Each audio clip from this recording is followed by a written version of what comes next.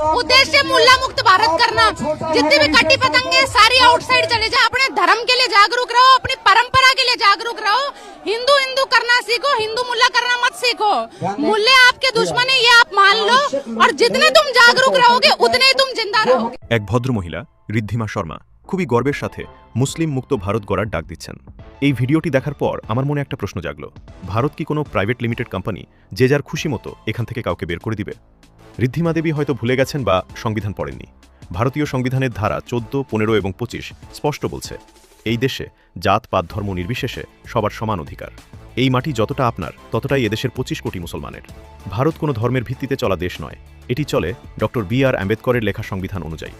সবচেয়ে অবাক করা বিষয় হল প্রশাসনের ভূমিকা। আজ যদি কোনো মুসলিম যুবক একই ধরনের কথা বলতো, তবে হয়তো আধ ঘন্টার মধ্যে তার বাড়ির দরজায় পুলিশ পৌঁছে যেত।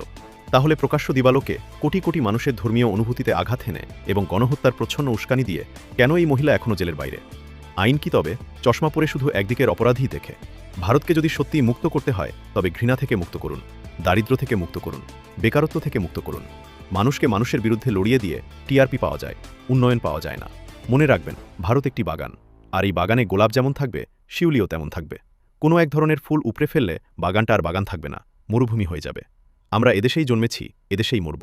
আমাদের দেশপ্রেমের সার্টিফিকেট আপনার মতো ঘৃণা ছড়ানো মানুষের কাছ থেকে নেওয়ার প্রয়োজন নেই।